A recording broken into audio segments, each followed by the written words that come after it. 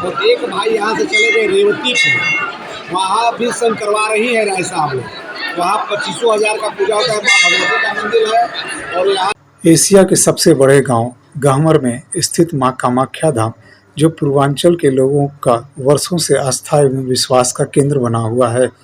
इस धाम पर चैत्र नवरात्र और शारदीय नवरात्र में बड़ी संख्या में श्रद्धालुओं की भीड़ जुटती है।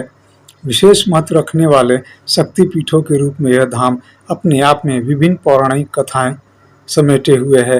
यही वजह है कि चैत्र नवरात्र हो या शारदीय नवरात्र, दोनों में श्रद्धालुओं का सैलाब यहाँ उमड़ता रहता है। उत्तर प्रदेश के अलावा बिहार से भी दर्शन पूजन के लिए बड़ी संख्या में भक्तगण यहाँ आते हैं। यहाँ की एक प्रसिद्ध मान्यता यह भी है कि पुत्र की प्राप्ति के लिए जोड़ा नारियल चढ़ाने से मनोकामनाएं अवश्य पूर्ण होती है।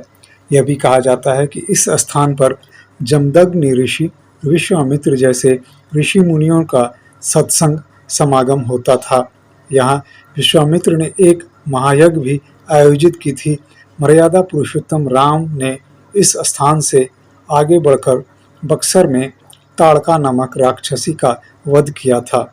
इस प्रसिद्ध शक्तिपीठ से जुड़ी अन्य कई किंवदंतियां प्रचलित हैं। कामाख्या धाम, यहाँ पे संख्या में श्रद्धालु दर्शन पूजन के लिए आते हैं।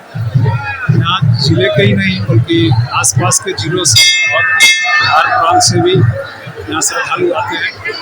काफ़ी प्रसिद्ध मंदिर है, लाखों की संख्या में दर्शन पूजन के लिए लोग जुटते हैं और अपनी मुरादें मांगते हैं।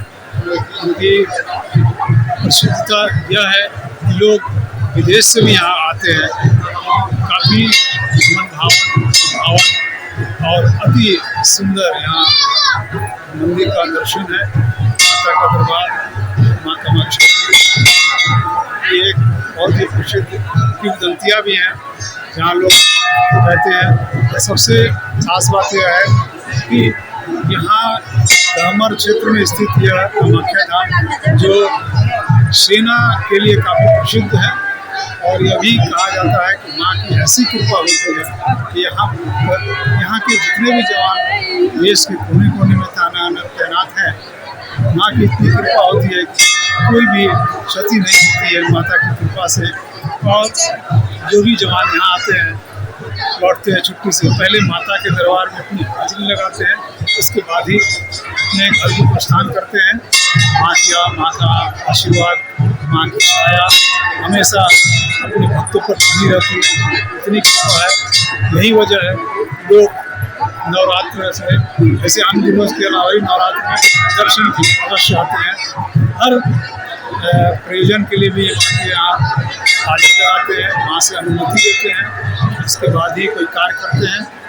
माँ के लिए पूरा दरबार सजा है।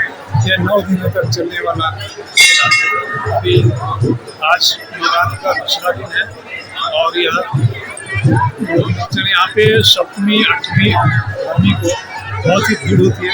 लाखों की संख्या में श्रद्धालु यहाँ पहुँचते हैं। इस प्रसिद्ध शक्तिपीठ के बारे में बताया जाता है कि पूर्व काल में फतेहपुर सिकरी में सिकरवार राजकुल पितामह खाबड़ जी महाराज ने कामगिरी पर्वत पर जाकर मां कामाख्या की घोर तपस्या की थी। उनकी तपस्या से प्रसन्न होकर मां कामाख्या ने कालांतर तक सिकरवार वंश की रक्षा करने का वरदान दिया था। अंग्रेजों के शासनकाल में इस मंदिर को कई बार नुकसान पहुंचाने का प्रयास किया गया। वर्ष 1840 तक मंदिर में खंडित मूर्तियों की ही पूजा होती रही। वर्ष 1841 में गहमर के स्वर्णकार तेजमन ने मनोकामना पूर्ण होने के बाद इस मंदिर के पुनर्निर्माण की शुरुआत की। वर्तमान समय में मां कामाख्या सहित अन्य देवी देवताओं की मूर्तियां मंदिर में स्थापित हैं, जहां लोग दर्शन करते हैं। ऐसा माना जाता है कि मां के दरबार से कोई भक्त खाली नहीं जाता। उनकी हर मनोकामना अवश्य पूरी होती है। वासंतिक नवरात्र हो या शारदीय नवरात्र, जिले सहित अन्य कई जिलों से, प्रांतों से यहाँ भक्त हमेशा उमड़ते हैं।